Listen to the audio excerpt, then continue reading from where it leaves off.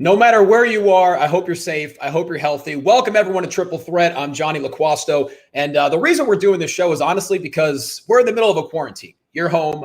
I'm home. We all want some entertainment. We want to have a good time. And why not have a good time for a good cause? So what we're going to do is every single episode of Triple Threat, we're going to donate to a different charity. So tonight, if you want to donate, right across the bottom there, streamlabs.com/Johnny Loquasto, 100% of donations are going to go to directrelief.org. And they're an organization. They provide PPE and critical care medication to healthcare workers across the country. So you're going to laugh. You're going to have a great time, all for a good cause. And I'm honored you're joining me right now because the whole idea of Triple Threat, it's really a debate show just disguised as a reason for really cool people to get together and have a good time. So throughout the course of my life, I've met amazing human beings. And so I've asked a bunch of them to come on tonight. And that's the plan for every single episode. We'll get to the rules eventually, because I'm going to be honest, there aren't really any rules. We're going to have rounds. The live audience, you watching right now, you're going to decide who wins. So eventually we'll put our thinking caps on. But right now,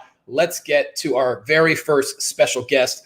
He's quite frankly the reason that I know how to live stream, because I am not technologically inclined. He's one of the most interesting friends that I have. At one point in life, he was a third-round draft pick of the Houston Texans. Now he is an anime aficionado. He is a gaming wizard, but he's also an NXT superstar. Please welcome Brendon Williams. John, I am like a proud father right now looking at your setup. You got the setup going. You're handling the stream. You got my stat wrong because I was an anime aficionado long before I was a third-round draft pick. I'll have you know good and well. Fair enough. But yeah, you've been a lifetime. This is great. You've been a lifetime anime. Oh, yes. I've been a loser for my entire life. So I'm not new to this. I'm true to this, and as they say. Truth be told, I've never seen an anime cartoon in my entire life until I texted you a few weeks ago. I said, hey, if one wanted to start with anime, how do I do that? Well, now's the easiest time. Yeah. We got nothing going on. Netflix has got a wide selection, so you don't even have to have like a niche, little streaming platform. You could get it on Netflix. You can get it on Hulu. Yeah. What did you end up going with? You tell me. You sent me. I don't know the name of it. It's the anime that had about 35 episodes. It's a kid who finds a book at school. I would have. Yeah, that's my go-to recommendation for. I've never watched an anime before. Okay. Point me in the direction. And well, I think I said specifically, I was like, what kind of movies you like? And you were like, oh yeah, I'm down for a thriller or something. So I was like, I'll hit you with the Death Note. The Death Note right off the top. Death Note, that's what it was. So maybe our next two guests know a little bit about anime, not much as you. But our very next special guest, wow, there's a lot that could be said about this man. He's the Van Gogh of comedy Twitter. He's a Twitter Basquiat, if you will. He's a breaker of square chains. He's a Jeopardy aficionado. And he's also the creator of one of my favorite animated series of all time called The Legends of Chamberlain Heights that ran for 2 seasons on Comedy Central. Find him on social media at King Josiah 54. Josiah Johnson. What's up, legends? Thank you guys for having me. Hey, I just want to echo what Brennan was saying, bro. That open, like when you hit me up to be on this, I didn't know what was cracking. I was like, yo, you're my boy, I'll do it. But you came through with the stylish open. We got the graphic. Like this is like you got the little logo up there, burned in. I'm like, okay. Yeah, he's got the setup. He's got a little intro bumper. Like he's a better streamer than I am already. Like you are really next level with it. But Johnny, I know you don't like to mess around, so you always bring it. So if you're gonna do it, you're gonna do it right. Well, shout out to my friend Mike Simmons, who put that all together because I don't know what I'm doing. And so I was talking to a friend of ours, Brennan, Isaiah Swerve Scott. And he said, hey, my buddy Mike, he can do this for you. And sure enough, Mike killed it. So thank you, Mike. I appreciate it. Josiah, what's been going on with you? I mean, how have you been handling this whole quarantine? I know you have a family, but I know you're always busy. So, I mean, I've been doing a lot of work, but really I've tried to use this quarantine. Obviously, nobody can go to the barber. I'm trying to get my mustache to connect for the first time in my 38 years of existence. I set out like right when we got locked down, like what was that, 4 or 5 weeks ago? I was like, look, I'm trying to get a James Harden beard. I've always had trouble growing facial hair, but that's been really what I've been focused on. So it's not really there yet. I look crazy. My kids don't really recognize me, but I'm hoping. I got like 4 hairs left till my mustache touches, and that'll be the first time in history. So Just doing that and doing some writing and kind of some other stuff too, obviously. But. Doing all the UCLA family very proud with that facial hair. And I also just want to give another shout out, Legends of Chamberlain Heights. If you've never seen it, boom, that's what it looks like. Here we go. Here's another one. Is it still available? People can still purchase the show, correct? It's still on Comedy Central's like digital app. I think it's like cc.com, and I think it's on BET Plus too. So if you're streaming, you got BET Plus. You can give Legends of Chamberlain Heights a watch. We'd appreciate you. There we go. And eventually, 20 apps. Yeah, that's great. We might get to how you and I actually met. We met because of the show. But I see our fourth guest just literally jumping up and down in his room right now. So I'm going to bring him on. I met him on the open mic scene in Orange County probably in 2006 or 7. And from that moment, I knew it was a matter of time till everyone knew how funny he was.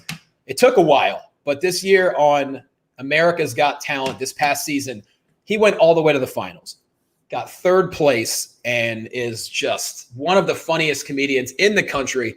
Find him on social media at Cripple Threat 8. He is Ryan Niemiller. What's up, my man? Hey, Johnny. How are you, buddy? I'm actually going to say a little different than from what Josiah and Brennan said. I didn't care for the bumper. I think you have got talent, and it really bummed me out. Okay. How can I improve for next time? I don't know, just more me. Like, I think I just need to be in it. Like after we record this, just highlights of me. There we go. Perfect. What's that? The entire time. Wait, I got one more for you. Oh, look at him. Oh, yeah. I love that shirt. That's my Pac-Man background right there. The most adorable human being. And Brendan, I did not forget about you. There he is. Yes. Like I said, we were talking before. I was like, man, I've only been wrestling for about 5 years. You managed to find one that came from the second. And of course, Mr. Gamer, Brendon Williams as well. Oh, yes. Yes, my pride and joy. Rollout. New episode today. Ooh. And next week, next Tuesday, every week. Explain exactly what that is.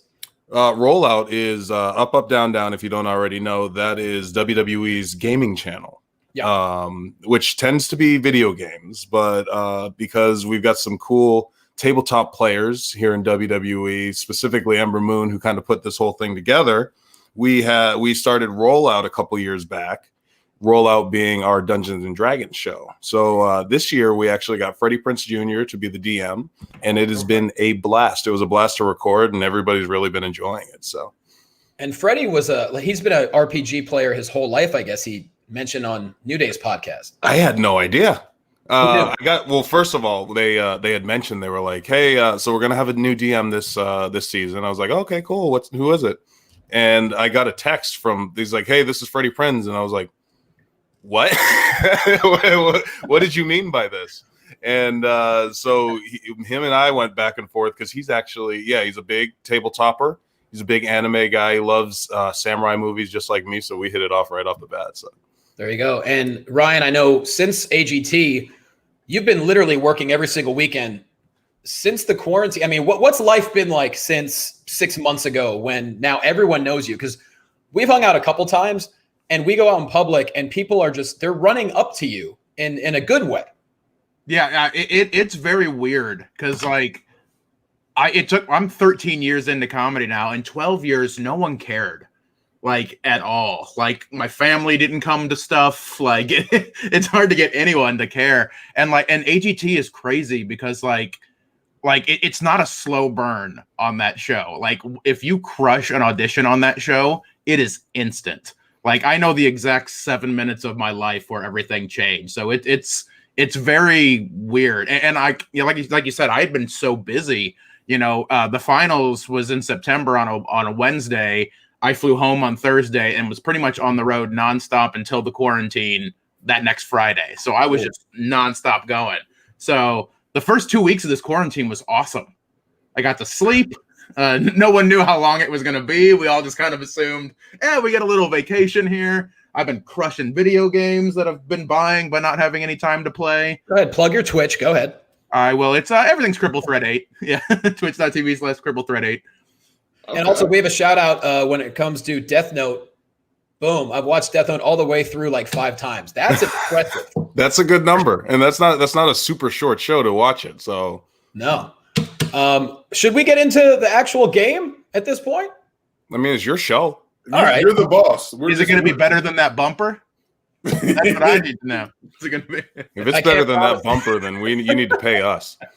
That's really up to you, Niemiller. Yeah. That's what I say, John. You got bread. What's going down, bro? I see you got the logo in the back. Like, I need that check. You were like sending me these pictures of like, hey, I'm trying to set up my backdrop for the stream. And I was like, oh yeah, no, I'm sure you'll put something together. You got like blow up pictures and freaking logos, and you're killing it. I took a lot of time. I had to make sure the in living color photo was the biggest one, along with the Dream Team and Ghostbuster. It's a weird assortment. I got Chris Farley. I got Dolomite. I mean, that's next level. That's next level with You shaved for us, which was nice. Yeah, for the first, even if I didn't shave for a week and a half, it wouldn't matter. All right.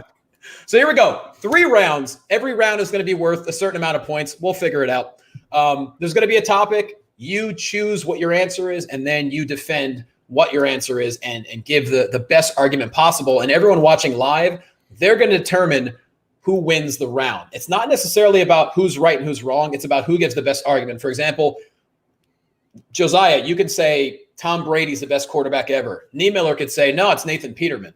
Well, if Ryan gives a better argument for Nathan Peterman, you're going to vote for the better argument. If Ryan gives a better argument for Nathan Peterman than I do for Tom Brady, I will literally unplug my computer and go home. I'll failed you all as a guest on this show. Yeah, that one will be tough. I think I'd be a better quarterback than Nathan Peterman. I think you would throw less than 5 picks in a quarter. All right, so and everyone in the live chat, so get your thinking caps on right now. You know, get the tablets out, get the notepads out, and make sure you figure out who gives the best argument for every single round. So, topic of the first round. I know we're all big fans of animated content, clearly. So, what is your favorite animated show of all time, and why is it the greatest? Who would like to volunteer to give their argument first? I'll go first since everybody seems to be there's that slight pause.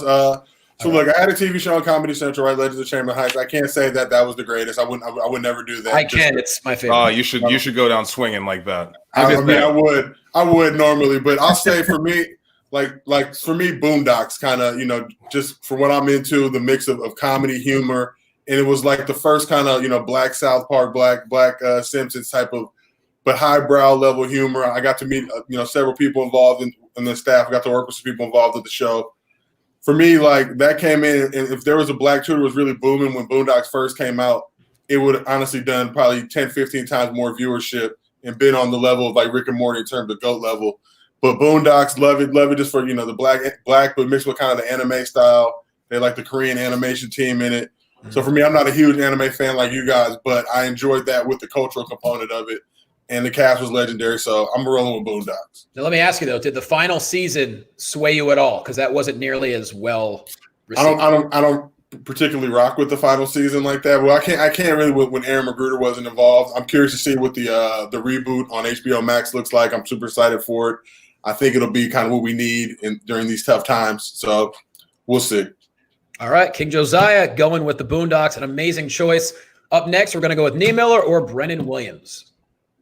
I'll take it. It's going to be hard to argue with the Boondocks. Aside from the fact that, like you said, that last season didn't really cut the mustard for me.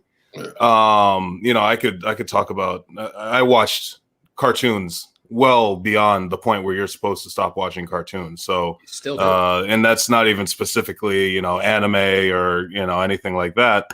So, but I'm going to go with Courage the Cowardly Dog. Because unlike the Boondocks, there is not a single bad episode of that show. It is fantastic through and through. Okay. Awesome characters, awesome villains, and a weird subject matter that you don't really see a whole lot in cartoons anymore. It's like a weird horror, but also comedy. It's dark. It's fun. And that's why. Man, I need to go back and watch it again because it's a fantastic show. Okay, let me ask. Does anyone else know what Courage the Cowardly Dog is? I do not, but hearing that description, I'm going to rock with it. I'm actually going to check it out now. We are in a quarantine, so shit. Yeah, check it out. No, it was on Cartoon Network. It would have been I would have been a kid when it first come out, but Yeah, very, very unique art style. And what the coolest thing is, because I'm got a little bit of an art background. I didn't go to art school or anything, but they would switch up the art style depending on, whatever horror villain they had come in. So they would go from, the regular 2D animation that they'd have the whole show in, but they'd also, transition into like a very early CG or like a claymation stop motion type thing. It's very well rounded. Oh, wow. That's a really good argument right there. Niemiller, so you have to top the Boondocks and Courage the Cowardly Dog. Can you make it happen? I don't have to do anything, Johnny. If I want to just sit this one out, I can, man. I'm doing this for free, Johnny. You can't be bossing me around already. You look exhausted, so I understand. I am. Yeah, I've got a lot of work done around the bed today, so I'm ready to go. I actually struggle with this one a lot. My first instinct was The Simpsons, just based on just pure longevity, and I don't know what's better than that first 8 or 9 seasons, but then again, the last 20 seasons are so hit and miss. Like there's some real banger episodes in there, but there's also some real hot garbage. So I'm going to go Futurama. I think Futurama, it's kind of the best of Matt Groening, I think, because like through the whole series, it kind of kept that heart that like the early Simpsons had. Because the early, like later Simpsons is just Homer does something stupid. Here's some wacky thing that happens. It's over. The beginning's like family values, and there's like a point. It deals with like life and death and God, and like there's a lot of deeper stuff there. And I feel Futurama was great with that, like being able to be, there's stupid slapstick funny, but there's also like message and heart to it, and just like it's the fish out of water story and like all of that. Like I can still go back and just fire up any episode of that show and just be happy. Like it's one of those flip through the channels and I can make 20 minutes for this. Well, then I'll do what I have to do. This is going to be tough. We already have people stressed out in the chat. Here's one comment regarding Courage aimed at King Josiah. How does King not know about Courage? I'm shook. Hey, bro, I saw Lawrence's comment. I was like, damn. I mean, look, I'm a little bit older than everybody. When did the show even come on? Like, I haven't seen everything ever made. That would have been early aughts, I'd say. So, okay, for sure. Yeah. All right, so live chat, you got to tell me right now, what is your choice of the greatest animated show between these three? Is it The Boondocks? Is it Courage the Cowardly Dog, or is it Futurama? Let's get all the votes in right now. We got some for Futurama. We got a couple right now, actually, pulling out the big guns.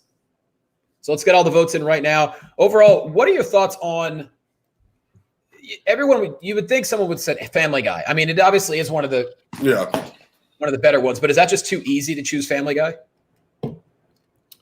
Yeah, I think it's also a little bit like The Simpsons, and where that there's peaks and valleys to like the quality of it. Like some people like early Family Guy before it got canceled, or some people like that first revival right after it came back, or when it was on Adult Swim, and then a whole nother group likes it now the way that it's as it's a juggernaut and it's got like 30 spinoffs.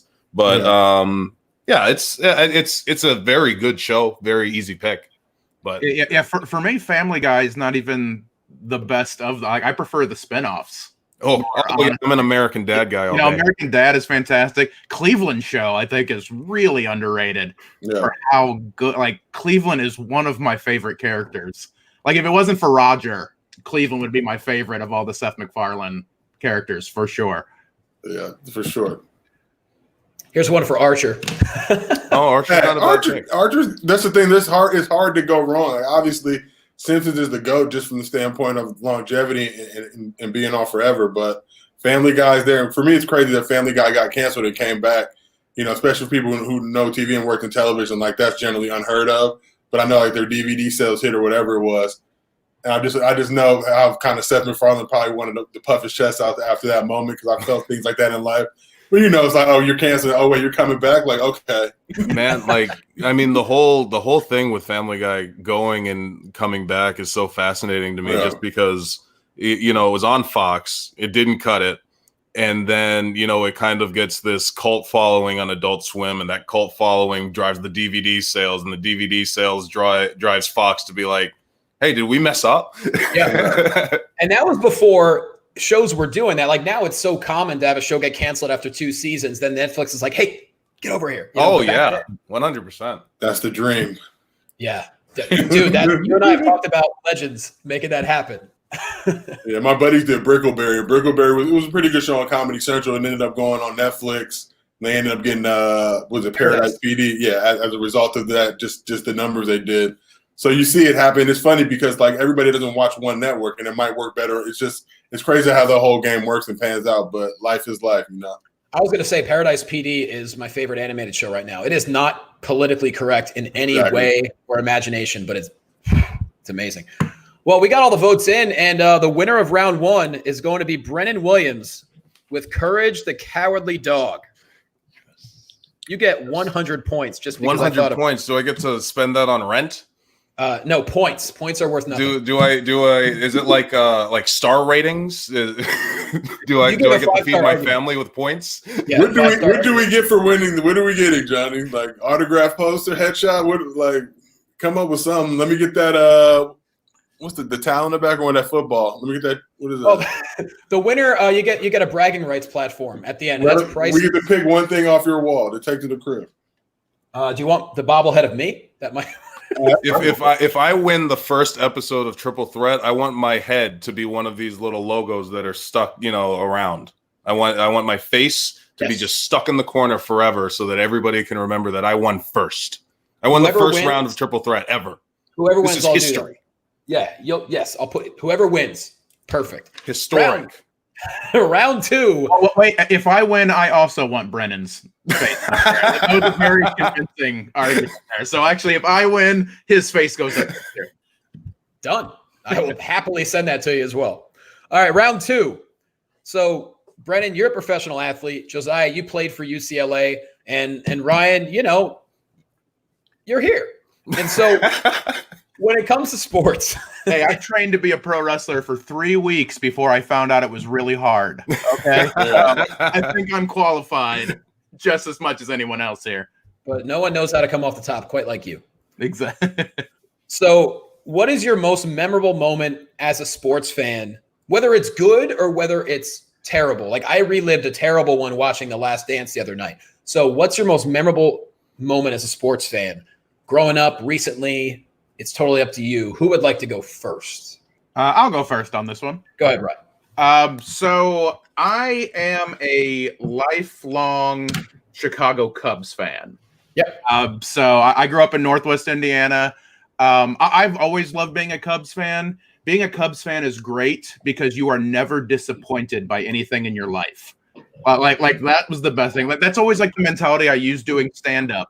Like I might have a bad set, but I'm bound to have another good one in the next 100 years. Sure. So it's really good for your self-esteem. But that 2016 World Series run, because it's not only that the Cubs actually won it, but like in the most dramatic fashion possible. That Game 7 is to this day still the coolest thing I've watched. I had to drive, I think, 12 hours to do gigs the next day, and I stayed up that entire night because it went into extra innings. That 3-run homer that Chapman gives up to tie the game for the Indians, I've had relationships end that didn't hurt me as much as that moment did. Right there. It was just like getting to watch like just the culmination of 108 years of failure finally pay off. My dad had passed away the year before, and one of the only things that we ever got along on was Chicago Cubs baseball. So kind of having that bittersweet moment of him being like, a year too late, I guess, of the win for him. So like, just like emotionally, it's the only time sports has ever made me cry. Lots of other things make me cry all the time, but it's not sports. I'm a Miami Dolphins fan too, so you're kind of immune to sadness if you're a Dolphins fan. But yeah, it's the only time I've cried because of sports, and it's I don't know if that moment will ever be kind of replicated for me in any other kind of sports fashion for as long as I live. All right, Ryan, and with the Cubs' historical fashions of disappointment, yeah. Who wants to go next, Brennan or Josiah? I'll take second again. So John, you know me. I do. I'm 6'8", I've got a chiseled jaw. Very handsome. I noticed. I'm a tremendous. I did notice that, Brennan. It's very. I'm a tremendous athlite. A man of many talents, in the third round of the NFL. But I am the worst sports fan in all of history. I come from a sports family. My brother won a national championship with Ohio State. My dad played for the Patriots, Jets, and Seahawks for must have been 11 years. But one memory for me specifically that sticks out. I'm from Boston. I'm a Boston kid, and I know I don't sound like it, but that first, because I grew up with my dad playing for the Patriots and they sucked and they never won. It was a loser town. And I think it was that first Super Bowl win that maybe it was in 2004. I believe I was in the 7th grade. So that sounds right. And I remember that win happening and it just changing my entire perspective, because that was like the turning point for the entire city, because we sucked at everything. And then we started being good at everything. Yeah. And I remember being in class. I was in Mrs. Eberly's English class. Shout out to Mrs. Eberly.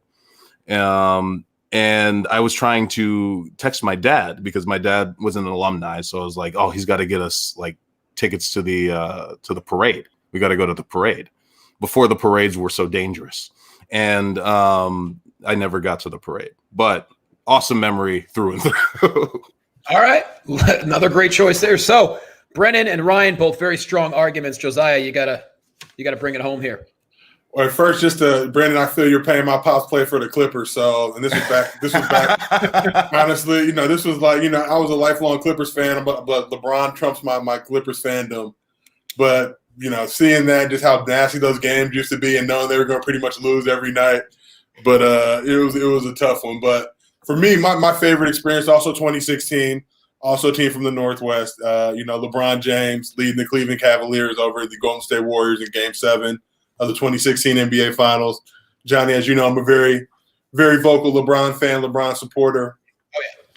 So I know they lost the previous year, and it was looking like they were down one that year. And, Warriors fans were puffing their chests out, talking a lot of smack. The team was talking a lot of smack. They thought it had it pretty much wrapped up. 73-win team. Greatest regular season team in NBA history, surpassing Michael Jordan's, 98 or 96 Bull squad. So LeBron ends up leading them on this 3-game tear. They go down 3-1. LeBron brings them back, obviously with Kyrie and everybody else. But watching that Game 7 and just the pain of Warriors fans at that moment, and then LeBron kind of establishing himself, obviously as belonging in the GOAT debate, but just seeing how everybody had turned on him in that moment. And then, winning that game, going up 4 at the end, and, just celebrating on the Warriors' home court after what they did to him the previous year. But sadly, obviously, Kevin Durant came after that, and then, the rest was history. But that moment still, to me, lives on. Speaking of LeBron, you actually somehow got him to be a guest on Legends. I don't know how you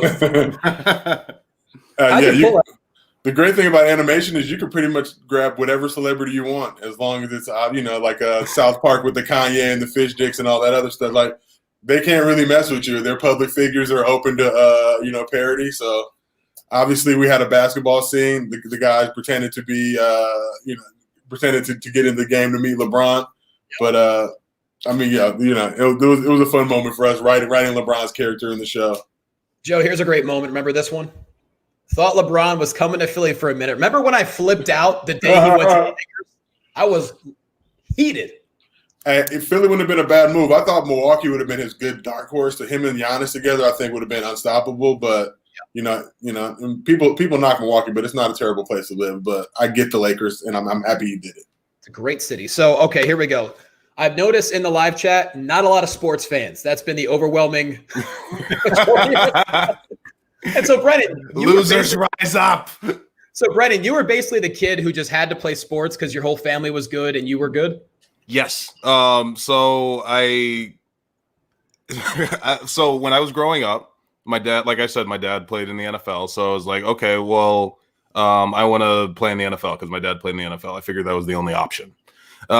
So I went and did that. Ended up being pretty all right at it. Got me into school. Got me a pretty good first job coming out of school. And as soon as I hurt my knee, I was like, yeah, I'm gonna go wrestle because I want to wrestle. So I loved playing it. Watching it has always been kind of a slog for me, but yeah. But at North Carolina, though, were you not the vocal leader of the locker room for a specific reason, like before a game? Oh, yes. Because before every game, what I do is I get the offensive line and the defensive line. I used to play offensive line back when I was about 60 pounds heavier. And I would cut a Ultimate Warrior promo where I'd get everybody going, to get everybody, take control of the cockpit and bring it into a downward spiral onto the Georgia Tech team. Like that's what we did before every game. So it was actually pretty cool. That's interesting. That's how I actually get MCs fired up before my comedy show. before the comedy show, everybody bring it in. You guys. I just do the breathing now. The breathing's huge. Well, that's the thing, is because I realized I was like, man, this psychs me up. And that's before I discovered pre-workout. So I was like, this works. That's a natural pre-workout. This might be the best comment of the night. I'm a sports fan and a loser. Why can't we be both? That's a fair point. You definitely can. You honestly, and that's the great part about sports. Man, I realized a few years ago, because my dad is he's a big fantasy player, and I could never get into fantasy playing. But at some point, I put 2 and 2 together, and I realized, man, they're just role playing being a football coach. Yeah. This is about as nerdy as it gets. This is the most numbers based loser thing I've ever seen. So you can definitely be bold. It really is. There's people that make a lot of money off being fantasy experts. So we got some votes coming in already. We got one for the Patriots. We got one for the Cavaliers. Everyone in live chat, get it in right now. We have Ryan with the Cubs, Brennan Williams with the Patriots, and Josiah Johnson with the Cleveland Cavaliers winning the NBA championship in 2016. So we'll give it a couple of seconds here. I'm impressed we all went positive, though. There was no sad moments. Could have been sad. Could have been all the games that I lost. I'll be honest, Ryan. I thought you were it was all the games that you lost, Brennan. That was that was the moment for you. Like every time that you lost, I just man. When you said you only cried once about a sport, I cried too much about a sport, but it was a little different angle. All right, right now it's a solid tie here. Actually, it's close. We got damn it, Lauren. Lauren ruins. You got to go with the Cavs. What you doing? We got one from Dylan here for the Cavs. We got a bunch for the Cubs. Another one for the Cavs. So Patriots are essentially out of it on this one. We're not getting a lot of. You guys love to see us lose. Yeah. I feel like the Cubs might have it, bro. And I'm saying that as the Cavs guy. Yep. You know what? Cubs win. 100 points for Ryan Niemiller. That means going into the third and maybe final round, Brennan and Ryan each have 100 points. So this round is worth 100. Josiah, if you tie it up, we go to sudden death overtime, in which I don't know if I have it. I don't know if I have it in me, but we'll see. We'll see. Moving on to the third round. So for the most part, everyone watched professional wrestling as a kid. Some of us still tend to dabble as adults. We all had our favorites. Many of them were the major stars. Like Brennan, you mentioned Ultimate Warrior. But name one superstar that you still consider to be vastly underrated from back in the day. Who would like to go first? I can kick us off. Go ahead, Brennan. So when I was in high school, it was the first time that I started dabbling into wrestling shows that weren't WWE. So that's where I discovered Impact. Then it was TNA. I found a couple of other, smaller promotions like Chikara, and the one that really drew me in was New Japan, because to me it was like, oh, now we're merging like wrestling and the Japanese weeb stuff that I love so much. So now we've got like cool anime fights in a wrestling ring. So I'm like, okay, sick. So as you do, because I didn't want to be a plebeian, you go back in time and you see, I wanted to see all the history and all that stuff. And the one guy that drew my attention the most was the Great Muta. Oh, yeah. And the Great Muta, who I saw first in WCW when I was a kid, but eventually I kind of grew to appreciate him more in his own element. And John, when I first started wrestling, I was just a big black Great Muta. So I think he's, I wouldn't even say he's underrated. I feel like everybody appreciates how great he is. And the longevity. Wow. Yeah, and I mean, I think he still works. But yeah, fantastic wrestler, very innovative for like the high flying style that everybody does now. Even though like a moonsault was like, oh, this is the biggest high flying move in the history of time, but back then it was. Yep. So yeah, that's my pick right there. Amazing choice. Legendary. I love Big Black Great Muta as a name, by the way. It's basically my brand. I'm the Great Black Otaku. It's basically Big Black Great Muta. The secret is out, everyone, in case you haven't figured it out. So we got Ryan and Josiah. Who wants to go next? I will go. I'll go. Yeah, I'll let you close it out, Ryan. So. Look, I'm not gonna say I'm the hugest wrestling fan. When I was younger, I was super into it. But a guy who I always liked that I felt like never really got the credit and respect he deserved was Koko B. Ware. Yeah. Old school legend. I remember having his action figure as a kid. I remember he used to come out with the big parrot, and he had star power, production value. But I was actually, before we started the show, I went back and watched some of his old clips.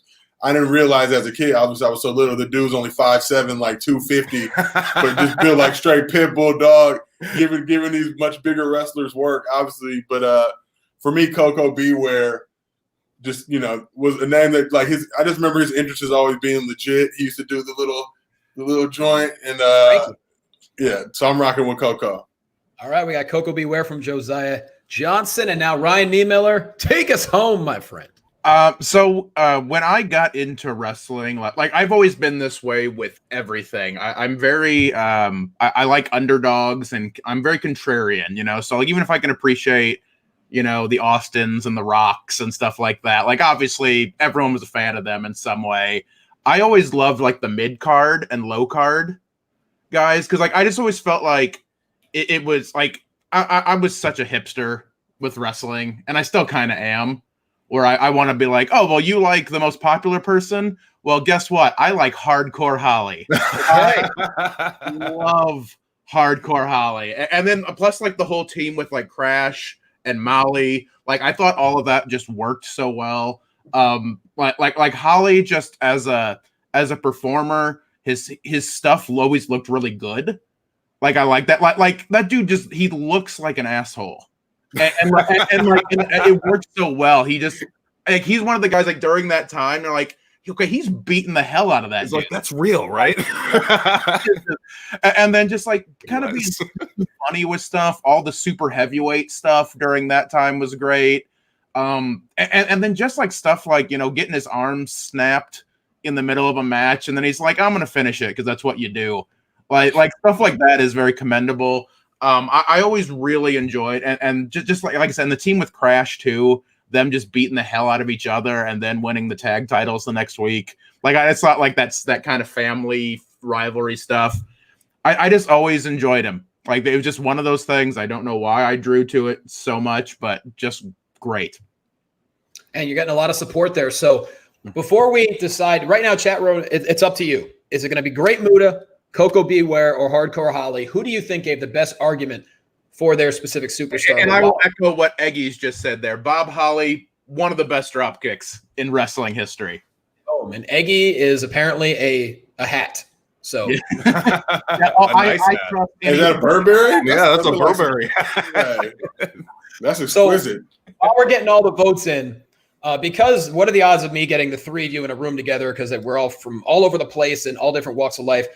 I'd like to get just a story from each of you throughout your career, that a moment that just stands out, whether it be awkward or whether it be amazing. Ryan, I know you've had plenty. I'll let you go first. Like honestly, like I know it's like very recent and a lot of people have seen it, but it's still surreal, the run I got to have on America's Got Talent. Like it's one of those things that you know, for what some people want to say about shows like that, these kind of reality talent shows and like all the sob story stuff and all that, but just how much that changed my life and kind of gave me the opportunity that no one else would. Because you and I think I met you literally 2 months into my stand-up career, Johnny. So we've been doing stuff together for a long time. And I've known I was good for a long time.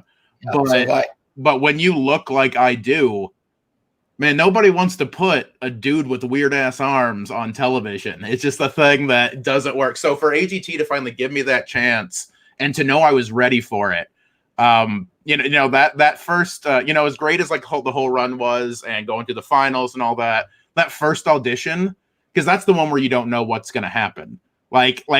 That's like I could know I was good, but I'm like, if these four judges don't like me, this sucks. I'm done. You don't get a second chance. I don't get the Family Guy this and try for AGT next year. It's going to be the same. You just fight the chicken for 3 minutes. Exactly. Yes. So just kind of having that moment and realizing that like all the sacrifice and all the 14-hour drives and all the barely having money and not having relationships and missing people's weddings and birthdays, it finally paid off.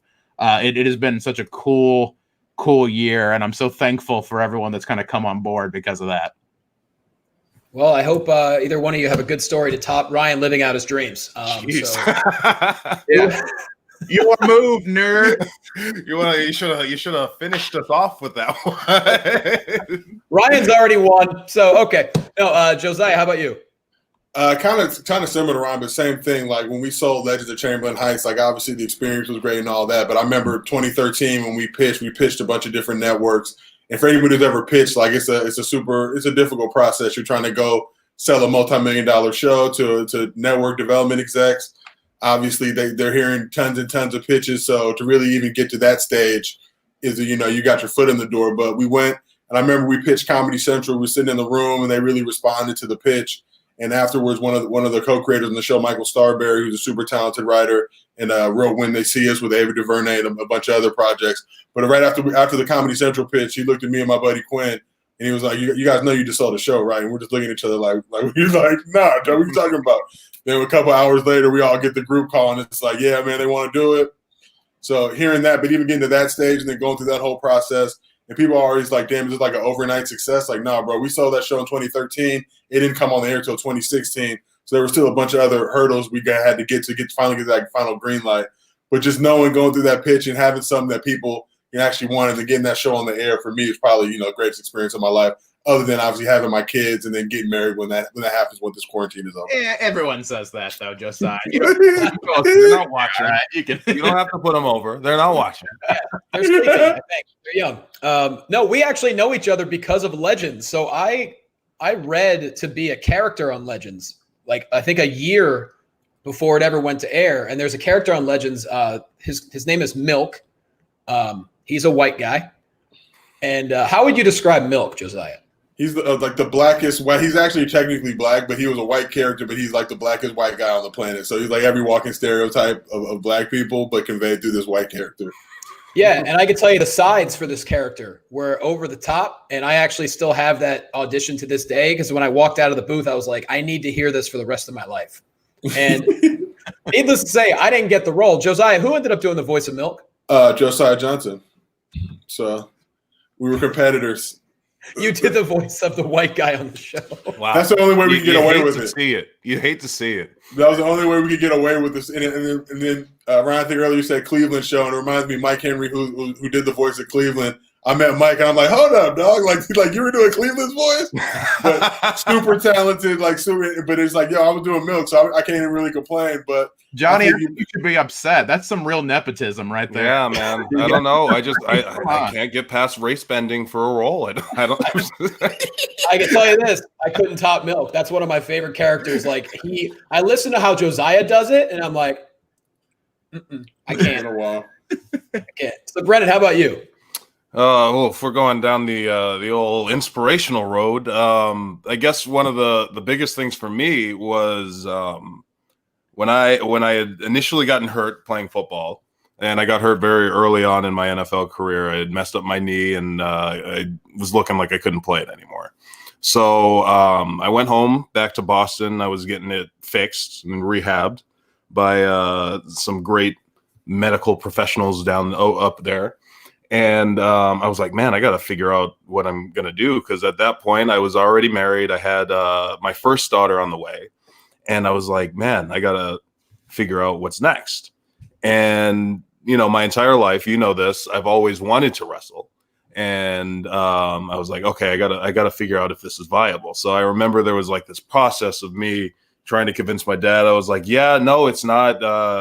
We're not doing coke anymore, or it's legit. The training schedule is fantastic, and it's almost just like the NFL now with the Performance Center down in Florida, and kind of just the quick turnaround of just being like, okay, my football career is over, that I've been doing for forever at that point, my entire life. And calling Booker T, who I had met when I was playing with the Texans, and being like, hey, can you train me? And then calling Canyon Seaman, who picks people for tryouts here in WWE.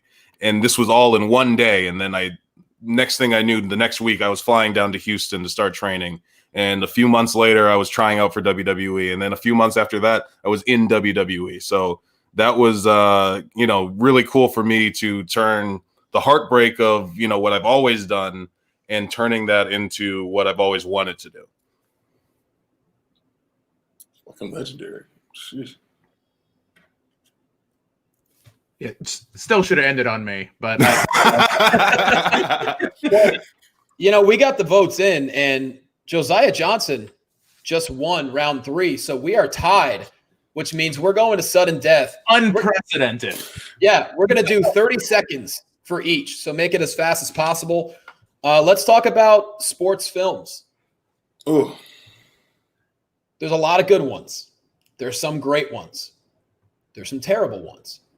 So think about your favorite sports film that you can think of. I can tell you right now, I just watched it a couple of days ago. I was introducing it to my daughters for the very first time. The best sports movie of all time, starring the best basketball player of all time, Space Jam. Bugs Bunny being the best basketball player of all time. Innovative integration of animation and sports. The fantastic acting of one Michael Jordan. And Bill Murray. And Bill Murray. Who could forget Bill? So completely unrelated. Knight. I know I only got 30 seconds, but completely unrelated. I just watched Uncut Gems with my wife the other day. Yeah. And Kevin Garnett is a huge part of that movie. And I was sitting there the entire movie going to my wife, I was like, man, Kevin Garnett's a way better actor than Michael Jordan was in Space Jam. Space Jam, that's a tough one to top. That's my pick. Next? Hey, I'm gonna go with White Man Can't Jump. I know it probably won't be top, but for me, what I love about White Man Can't Jump is it's a rom-com masked as a basketball movie.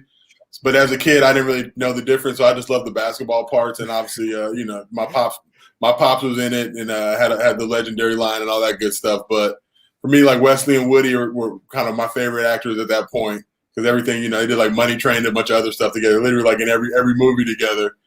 And like a great 1-2 punch, but yeah, I always revert back to White Man Can't Jump. Rosie Perez, amazing, stole the show. And Ryan, before you go, we already have a couple votes in.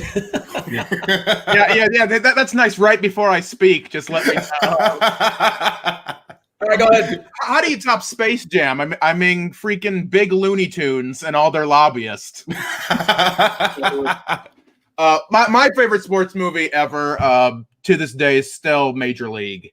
Major League is good so cool. And it's that classic underdog story. It has some Wesley Snipes in it as well. Yes, it does. You got me, honestly. That's a killer. Like that movie is just still so fun. I mean, ignore the other two. Major League 2 is okay. The third one is inexcusable. But that first one is just so good. Just freaking Pedro Serrano is still one of my favorite things. Like not even just character, just things. Yeah, for sure. Just concepts in the world. And he ended up becoming president. Oh my! Oh gosh, yeah. Jesus Christ, he very good, but he no help with curveball.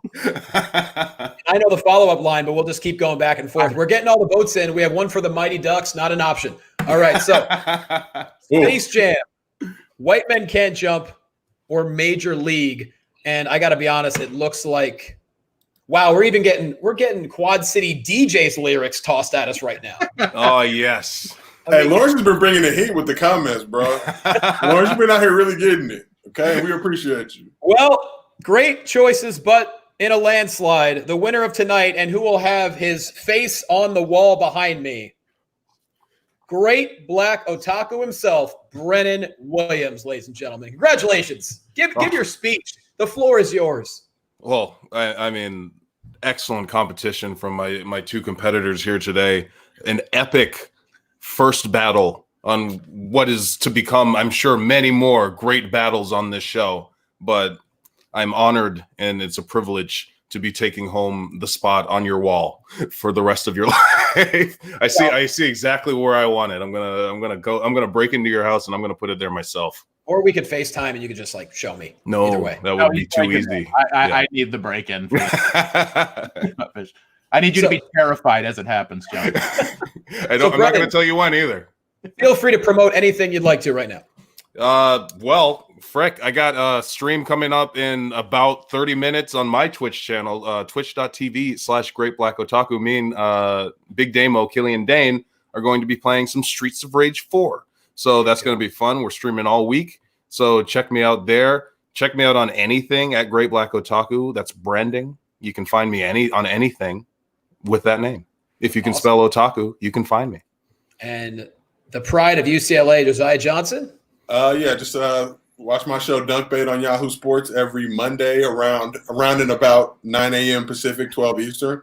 Follow me on Twitter at KingJosiah54. Same on Instagram, and appreciate everybody. And if you want laughs on Twitter, Josiah Johnson. He's the go-to. Mr. Niemiller. You can find me on all my social media, Twitter, Facebook, Instagram, all that good stuff, at CrippleThreat8.